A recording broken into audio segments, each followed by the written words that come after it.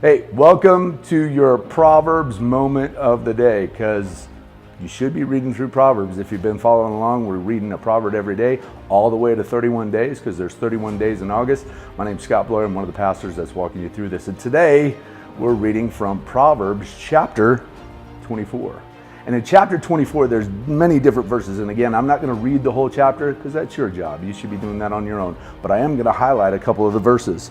In fact, I'm going to highlight verses 11 through 12 because they have a very powerful voice, especially right now when we're living in the nation that we're living and in the world that we're living today. Verse 11 starts this way: rescue those who are unjustly sentenced to die. That's about unjust oppression.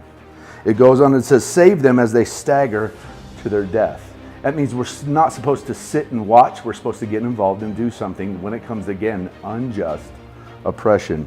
Verse 12 reads this: don't excuse yourself by saying, look, we didn't know. For God understands all hearts and he sees you. It goes on to say, he who guards your soul knows you knew, and he will repay all people as their actions deserve. See, God knows if you really didn't know or if you did know. See, because he's able to see what is concealed in your heart and in your thoughts and in your motives. God is concerned with those that are being oppressed and those that are poor. It's important that we take a look at that. Then, if you go on and you look at verses 30 through 34, it again talks about life and life choices. So if you start with verse 30, you'll read, I walk by the field of a lazy person, the vineyard of one with no common sense. By the way, I want you to understand, lazy or sluggard or just moron, I'm sorry, no, it doesn't say that, is actually used 14 times throughout Proverbs. But it says, I walk by the field of a lazy person, the vineyard of one with no common sense.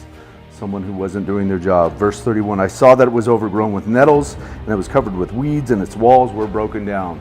They hadn't prepared their field to be planted nor harvest, so it was covered with weeds, and the walls that were there to protect it from animals and other things were falling down.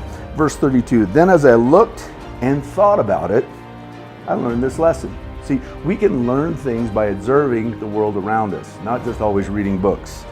It goes on in verse 33, it says, a little extra sleep, a little more slumber, a little folding of the hands to rest, then poverty will pounce on you like a bandit. Scarcity will attack you like an armed robber. No harvest will come for this person because they didn't prepare the field, they didn't plant anything. So that means they're not going to have anything to eat or to sell to make money. So it goes on and it says, scarcity will attack you like an armed bandit. Poverty will pounce on you like a bandit, right? Poverty will overtake you if you sit around and do nothing. We should always seek to do something when God gives us the opportunity to do something. Hey, this is your Proverbs moment. Hope you have a great day.